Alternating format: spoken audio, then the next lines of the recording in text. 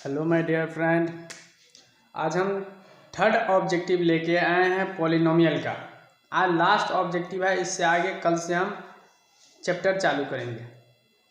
आइए third object मैंने हमने 22 ऑब्जेक्टिव करा दिए थे, अब 23 ऑब्जेक्टिव देखिए। यदि बहुपद P x Q minus 5x square plus 11x minus 8 के शून्य का गुणनफल 6 हो तो p का मान होगा। ठीक है, तो आइए सॉल्यूशन देखते हैं।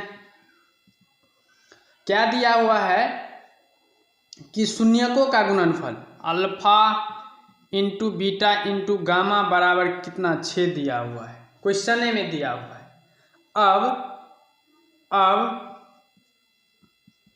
Alpha plus beta plus gamma क्या होता है, माइनस बी बाय ए होता है।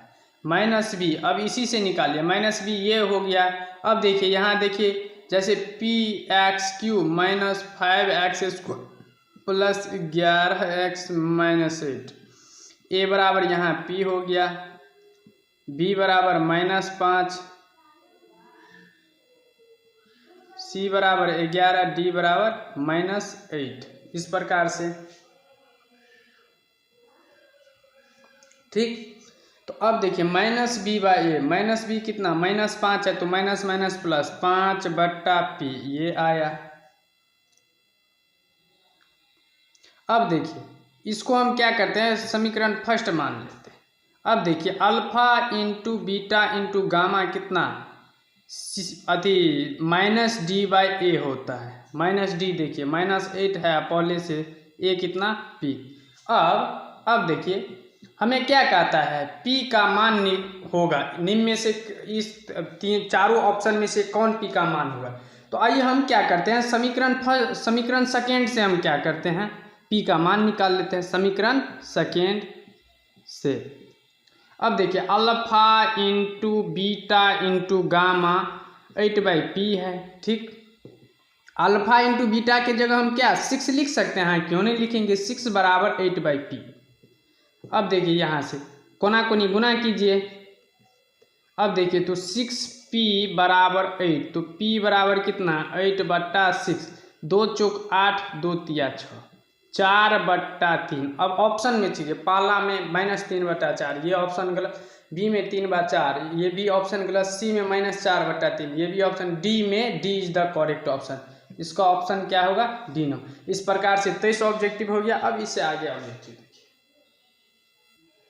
अब देखिए क्या है कि किसी द्विघात बहुपद 3x square minus 11x plus 4 के शून्यक अल्फा एवं बीटा हो तो हमको पहला कहता है कि अल्फा प्लस बीटा, दूसरा अल्फा इंटू बीटा।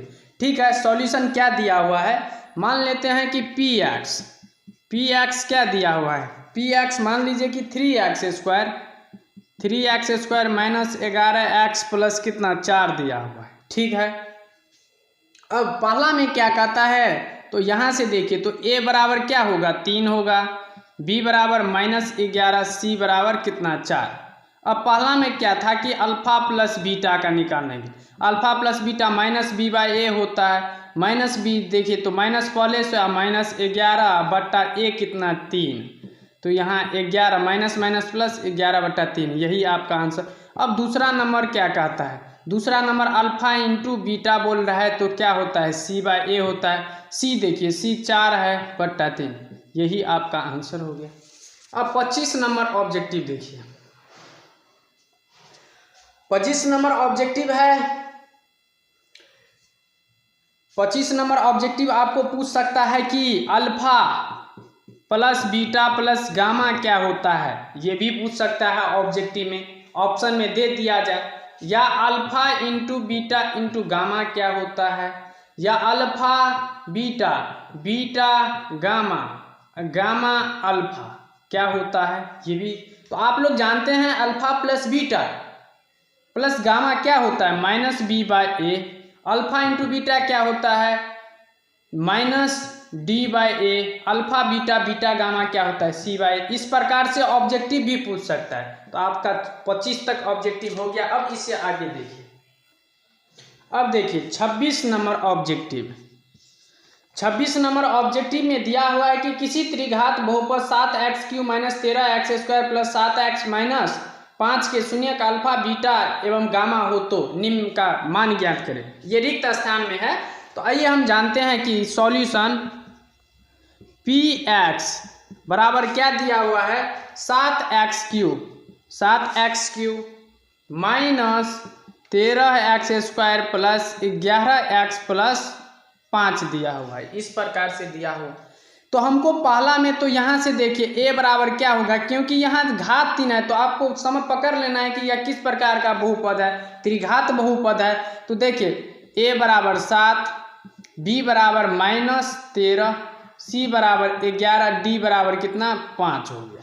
अब देखिए पहला में दिया हुआ है कि alpha plus beta plus gamma का मान आप निकालिए। तो क्या यहाँ से देखिए माइनस, यही आप लोग को बार बार बोलते जा रहे हैं कि फार्मूला को याद कर, फार्मूला को याद रखिएगा। फार्मूला आपको याद रहेगा तभी आप कोई भी क्वेश्चन को बना सकते हैं, नहीं याद रहेगा तो आप नहीं बना सकते हैं। डायरेक्ट हम बोल रहे हैं। तो जो फार्मूला थ्योरी में लिखा है उस फार्मूला को बार बार पढ़ते जाइए, नहीं पढ़ते जाइए और एक नहीं, 2 बार नहीं, 3 बार लिखने का उसको प्रयास कीजिए।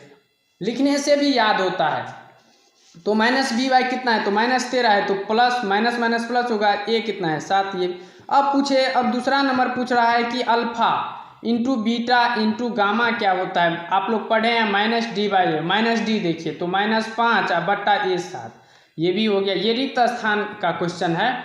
अब देखिए alpha beta gamma gamma alpha बराबर क्या होता है, c/a होता है। तो अब देखिए c क्या है तो 11 है, a कितना है 7। इस प्रकार से आपका 26 नंबर क्वेश्चन भी हो गया। अब 27 नंबर क्वेश्चन कोई पूछ देगा कि ऑब्जेक्टिव में पूछ देगा, जैसे बिहार बोर्ड में पूछा जाएगा कि आपको द्विघात बहुपद क्या व्यापक रूप क्या होता है।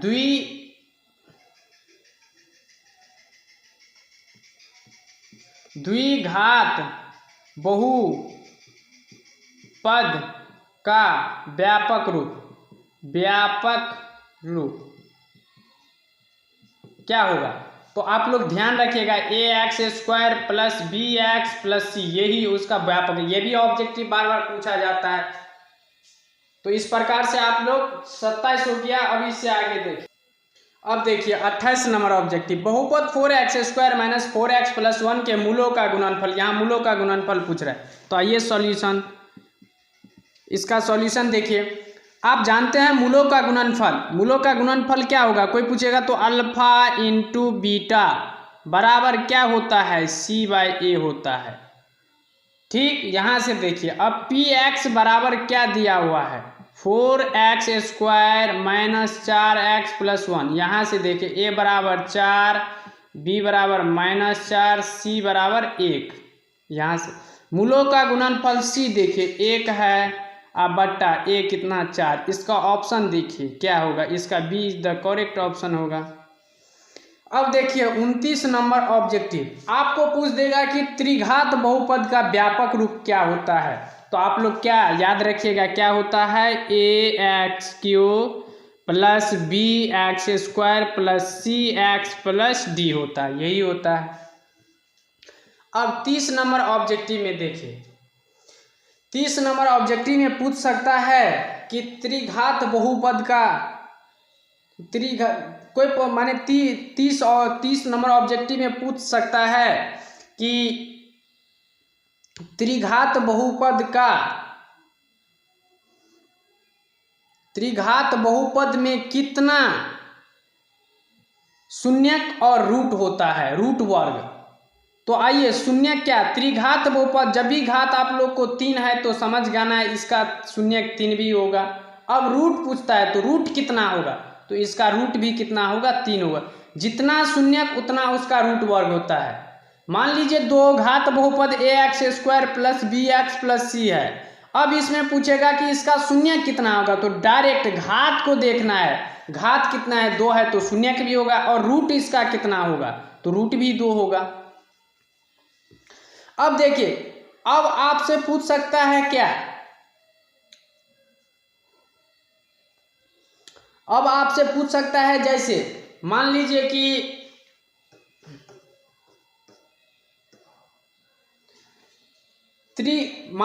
पूछ सकता है माने माने 4 घात वाले भुजा का शून्य कितना होगा। तो आपको डायरेक्ट समझ लेना है कि इसका जो होता है जितना उसका घात रहता है उतना उसका क्या होता है, शून्य होता है। तो आप लोग डायरेक्ट जवाब दे सकते हैं। तो कितना भी कुछ नहीं करना है, उसका घात देखना है, घात को देखना है, घात जितना रहेगा उसका शून्य उतना होगा, उसकी शून्य की संख्या उतना।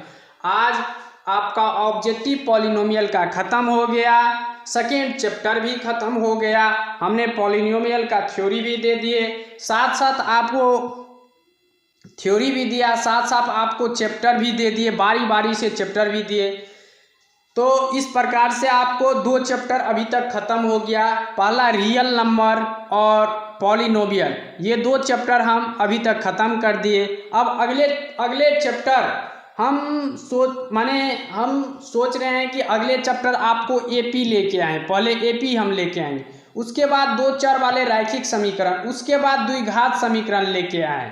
तो इस प्रकार से अगले लेक्चर में, उसके बाद हम त्रिकोणमिति लेने का प्रयास करेंगे, त्रिगोनोमेट्री। तो हो भी सकता है आपको एपी खत्म होगा उसके बाद हम त्रिकोणमिति भी स्टार्ट कर सकते हैं। तो अगर एपी का भी चैप्टर चलते रहेगा और साथ साथ आपको 2 चर वाले रैखिक समीकरण दोनों का चैप्टर चलते जाएगा बारी बारी से। जब त्रिकोणमिति हम स्टार्ट करेंगे तो आपको द्विघात समीकरण और साथ साथ आपको त्रिकोणमिति का भी थ्योरी और साथ साथ हम उसका सॉल्यूशन देते रहेंगे। तो अब आपको एक दिन में अब आपको 2-2 चैप्टर चलेगा। पहला बात कि अगर आपको हम एपी पढ़ाएंगे तो उसके बाद आपको हम 2 चर वाले रैखिक समीकरण दोनों साथ में पढ़ाएंगे। एक लेक्चर इसका जाएगा, एक लेक्चर इसका देगा। तो अगर दोस्त आपको वीडियो अच्छा लगे तो आप लाइक, सब्सक्राइब, कमेंट जरूर कीजिएगा और अपने दोस्त को अधिक से अधिक शेयर करने का प्रयास कीजिएगा। थैंक यू और हर हमेशा बोलते जा रहे हैं कि वीडियो को हर हमेशा 360p या 480p पे देखने का प्रयास कीजिएगा। अगर आप कोई भी हमारे वीडियो को देखते हैं तो आप सबसे पहले वीडियो को पॉज करके मत देखिएगा और डाउनलोड मत कीजिएगा। और साथ साथ हम और बता रहे हैं कि अगर आप वीडियो देख रहे हैं तो आप कॉपी और कलम साथ में लेके बैठिए, वीडियो को देखते जाइए और उसको नोट करते जाइए। Thank you, best of luck. अगले लेक्चर में फिर आपसे मुलाकात होगी।